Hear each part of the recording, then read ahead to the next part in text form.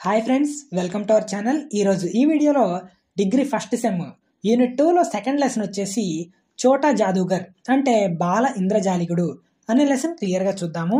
Already నేను unit 1లో first 5 lessons అయితే చేయడం జరిగింది. మీలో ఎవరైనా వీడియోస్ చూడకపోతే చూసేయండి, లింక్ అనేది డిస్క్రిప్షన్లో ప్రొవైడ్ చేశాను.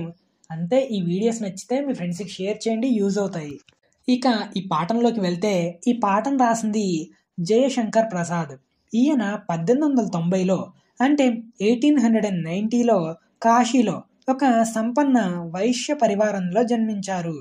హిందీలో ఛాయావాది కావ్యధారణ ఏర్పరిచిన వారిలో ముఖ్యమైన వాళ్ళు. ఈయన రచనల్లో ప్రేమ, త్యాగం, కర్తవ్యం, భారతీయ సంస్కృతి గురించి ప్రధానంగా వివరించబడింది. ఈ పాఠంలో ఒక వీధి బాలుడు తన చిన్న వయసులోనే ఎన్నో సమస్యలను ఎదుర్కొన్నాడు, ఎలా ఎదుర్కొన్నాడు సమస్యలు అనేది వివరించాడనమాట. అయితే ఒక పేద బాలుడు మాయాజాలం చేస్తూ తన జీవితాన్ని నడిపేవాడు. అయితే కట్టుకోవడానికి సరైన బట్టలు కూడా లేవు. రచయిత కార్నివాల్ మైదానంలో రచయితకు ఆ బాలుడు పరిచయం అవుతాడు. అయితే బాలుడు చిరిగిన కుర్తా మీద మెడలో ఒక తాడు వేసుకొని జేబులో కొన్ని పేక ముక్కలు పెట్టుకొని కనిపించాడు. అంటే గారడీ చేస్తుండేవాడు. అయితే ఆ బాలుడి పట్ల ఏదో ఆకర్షణ కలిగి రచయిత ఆ పిల్లాడితో మాటలు కలిపాడు. ఆ బాలుడి యొక్క తండ్రి దేశం కోసం జైలుకు వెళ్ళాడని, తన తల్లికి ఆరోగ్యం బాగోలేదని, అంటే అనారోగ్యంగా ఉందని, అందుకోసం షోలు వేసి డబ్బులు సంపాదించాలి అని చెప్తాడు ఆ బాలుడు. అయితే రచయిత ఒంటరిగా ఉన్నాడు. దానితో అతని మీద నమ్మకం కలిగింది ఆ బాలుడి మీద. రచయిత ఒక్కడే తిరగలేక పిల్లాడిని తోడుగా తీసుకుని గ్రౌండ్ అంతా తిప్పుతాడు. గ్రౌండ్ లో తిరుగుతూ మాట్లాడతారు. అలా ఒక రోజు రచయిత ఇంకా తన భార్య స్నేహితులతో బొటానికల్ గార్డెన్కి వెళ్ళినప్పుడు మళ్ళీ అక్కడ గారడీ చేసే బాలుడు కనిపిస్తాడు. తాను చేసే గారడీ విద్యను అందరూ చూడడానికి వస్తారు. రచయితకు ప్రదర్శన చూడటం ఇష్టం లేకపోయినా తన భార్య కోరిక మేరకు ఒప్పుకొని బాలుడు చేసే గారడీ చూస్తుంటాడు. అయితే ఆ బాలుడు తన వాక్ చాతుర్యతతో అందరినీ ఆకర్షిస్తాడు. బొమ్మలన్నిటినీ ఆడిస్తుంటాడు, అందరినీ సంతోషపెడతాడు. అయితే రచయిత భార్య అతనికి ₹1 ఇస్తుంది. దానికి రచయితకు ఆ పిల్లాడి మీద కోపం వస్తుంది, అసూయ పడతాడు. కారణం లేకుండా ఆ బాలుడికి డబ్బులు ఇచ్చారని కోపపడతాడు. నేను ఈ రూపాయితో కడుపు నిండా తిని మా అమ్మకు కాటన్ దుప్పటి అంటే రగ్గు ఒకటి తీసుకొని వెళ్తాను అని అంటాడు.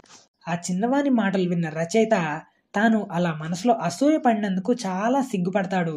తర్వాత రచయిత ఇంటికి వెళ్తుండగా దారిలో ఒక గుడిసె దగ్గర ఆ పిల్లాన్ని తన తల్లిని చూస్తాడు. హాస్పిటల్ వాళ్ళు ఆ పిల్లాన్ని తల్లిని డబ్బులు లేవన్న కారణంగా బయటికి గెంటేశారని తెలిసి బాధపడతాడు. రచయిత తర్వాత అక్కడి నుండి బాధతో వెళ్ళిపోతాడు. చాలా రోజుల తర్వాత రచయిత మళ్ళీ ఉద్యానవనం తోట చూడడానికి వస్తాడు. అక్కడ గారడీ చేసే బాలుడు మళ్ళీ కనిపిస్తాడు. ప్రదర్శన చేస్తూ కనిపిస్తాడు.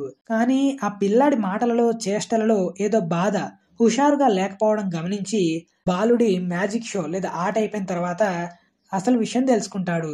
ఆ పిల్లాడి తల్లికి ఆఖరి క్షణాలు అని తెలిసింది. తన తల్లి కోసం డబ్బు సంపాదించడానికి వచ్చాడని తెలుస్తుంది. రచయిత తన కారులో ఎక్కించుకొని గుడిసె దగ్గరికి తీసుకొని వస్తాడు. ఒక్కసారి తల్లి తన కొడుకుని చూసి ప్రాణాలు విడుస్తుంది. ఆ చిన్న మాంత్రికుడు తన తల్లిని పట్టుకొని ఏడవడం ప్రారంభించాడు. అయితే మొదట్లో రచయిత ఆ పిల్లాడి మాటలు నమ్మలేదు. కానీ తర్వాత తన ఇంటికి వచ్చిన తర్వాత ఆ బాలుడిని వాళ్ళ అమ్మని చూసిన తర్వాత ఆ బాలుడి యొక్క మాటలు నమ్మడం ప్రారంభించాడు. అయితే రచయిత ఆ బాలుడి దయనీయ స్థితిని, ప్రేమ మరియు త్యాగం కనిపించింది. తల్లి మీద అతనికి ఉన్న ప్రేమ రచయిత చాలా స్పష్టంగా వివరించాడు. ఇలా ఒక పేద బాలుడు గారడీ చేసే బాలుడు గురించి కథ. ఆ చిన్న బాలుడు ఎవరి మీద ఆధారపడకుండా తన తెలివితో, తన సొంత తెలివితేటలతో, మంచి ప్రవర్తనతో, తన మేధాశక్తిని ఉపయోగించి తన అమ్మ కోసం డబ్బులు సంపాదించాడు అని ఈ లెసన్ అనేది వివరిస్తుంది. ఇదండి చోటా జాదూగర్ అనే లెసన్ అనేది.